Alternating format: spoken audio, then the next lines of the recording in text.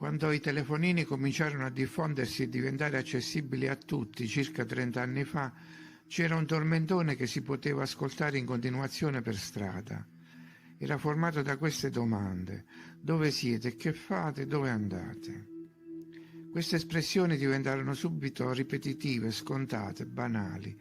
Servivano solo a fare un minimo di conversazione, a giustificare la chiamata, che altrimenti sarebbe stata del tutto inutile. Più o meno le stesse domande hanno in realtà un profondo significato esistenziale e dare una risposta è molto difficile. La filosofia e la religione si basano proprio su questo. Esprimo un punto di vista più che altro alla luce di quanto sta succedendo. Chi siamo? Cominciamo col dire chi non siamo. Di certo non discendiamo da questi esseri, appartengono a specie precedenti, e neppure ci riconosciamo in queste persone, nelle loro espressioni. Non abbiamo la religiosità che alcuni mostravano di avere e neppure la voglia di combattere in continuazione. Erano sempre armati. Chi erano i loro nemici? Li sapevano riconoscere bene e per questo erano sempre sulla difensiva. Noi di certo non li sappiamo riconoscere. E dove sono più queste donne e questi uomini forti? Non siamo semidei e forse nemmeno più così libertini. Siamo discendenti delle scimmie dell'Africa o degli eroi del nord, di Iperborea. Né possiamo dire di appartenere a queste specie per metà serpenti, ai satiri, ai minotauri, ai centauri. Non abbiamo le ali e i nostri lobi non sono così lunghi, tantomeno le orecchie. Loro avevano a che fare con mostri riconoscibili. Oggi i mostri somigliano a noi. E quale donna accetterebbe in regalo una testa di cinghiale o di un gigante? Loro sapevano riconoscere il male e noi no. La nostra bontà giova alla nostra sopravvivenza o sarebbe meglio essere cattivi? Per ogni specie precedente comunque è arrivato un diluvio, una guerra totale, un reset. Una volta, 2 volte, 10 volte. Infatti non ci sono più. E poi di nuovo altre città, o forse le stesse di prima, con la parola nuovo davanti. Neapoli, Nuova York, Novgorod. Quindi credo che noi siamo un esperimento successivo. La nostra civiltà non può avere migliaia di anni. Non solo non ricordiamo niente, voglio dire a parte i ricordi che ci vengono inculcati, ma non sappiamo neanche cosa mangiare e quando mangiare, o come nutrire il nostro spirito. Ma anche l'atmosfera è cambiata, apportando variazioni nella biologia. Fra le specie più distinte del passato c'era quella dei giganti, capaci di costruire meraviglie. Perché si è estinta, nonostante la grande intelligenza? Prima vivevano a lungo, avevano avuto il tempo per consolidare una civiltà, poi sono scomparsi. Forse c'è stata una variazione nella pressione atmosferica, è subentrata una malattia da decompressione e la colonna vertebrale non reggeva più il carico. Il cloruro di sodio, che prima era nell'atmosfera e si assorbiva con la respirazione, è precipitato nel mare e sul suolo. Ecco perché ora bisogna andarlo a cercare per ripristinare la pressione cellulare.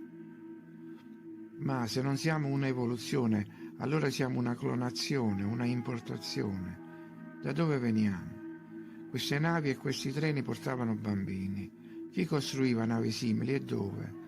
Erano là le incubatrici. I nuovi arrivati trovavano città già costruite e storie già scritte. Questi palazzi c'erano già. Se fossero stati costruiti da poco, sarebbero stati pieni di vita. Invece sono avvolti da una patina temporale. E se erano stati costruiti 100 anni prima, per chi erano stati fatti? Per decine di persone o decine di migliaia?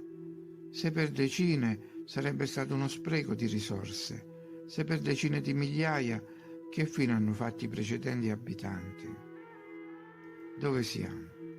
Siamo in un recinto, una prigione innanzitutto. Da cosa lo capiamo?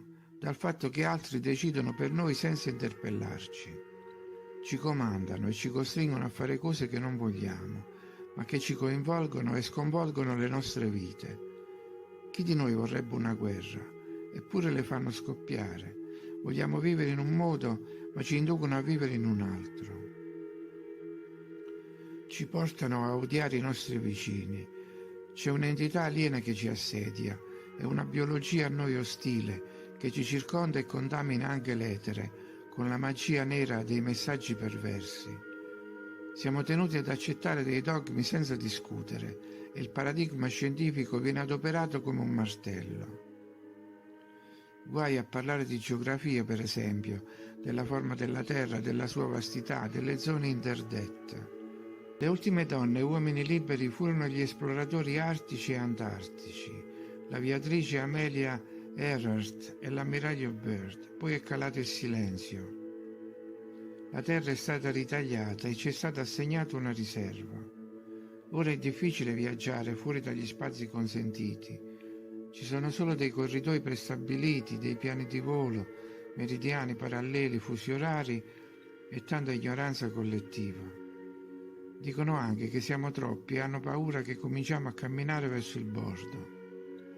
Ma quanti siamo in realtà? Davvero 8 miliardi? E quanti siamo stati in passato? Secondo le credenze Khmer c'erano 76 miliardi sulla Terra, distrutti in poco tempo. Le vecchie mappe mostrano la Siberia abitata e l'Africa sahariana piena di vite e città. E c'era Tartaria, un impero immenso. Il livello delle acque era più basso e l'India da sola dava sostentamento a 6 miliardi di persone. Dove andiamo? Fino ad ora siamo andati avanti senza riflettere. Ci siamo accontentati di resti, rovine, narrazioni di altri, avanzi di civiltà. Ci davano in pasto sempre nuovi obiettivi materiali da raggiungere e il tempo è fuggito. La dissonanza cognitiva fa sì che, anche se guardiamo, non capiamo. Di questa confusione godono i controllori. I blogger biorobot con la voce simulata della matrice digitale ci conducono verso una nuova religione. Ci trasferiscono di prigione, nel migliore dei casi, in un mondo in cui la coscienza collettiva viene completamente annullata e non riusciremo più a distinguere il reale dal costruito. Il nuovo film Matrix indica proprio questo passaggio. Sono schemi programmati da tempo, molti però parlano anche di salto quantico, della possibilità di rimuovere i vecchi programmi per disconnettersi dalla struttura alimentata dalle anime confuse e andare verso una nuova dimensione. Altri sostengono che i nostri creatori hanno impiantato dentro di noi un DNA dormiente che si sarebbe attivato una volta raggiunto una certa soglia nelle frequenze e le persone si sarebbero accese ai nuovi codici risvegliati. Ma come possiamo saperlo? Perché noi dovremmo avere questa possibilità prima negata ad altri? Perché siamo nell'era dell'acquario. È un discorso stimolante e per sostenerlo ci vuole grande ottimismo e grande forza di volontà. L'esperienza ci dice però che in ogni civiltà ci sono degli abusivi che ne approfittano e che, quando c'è del buono, spuntano i predatori.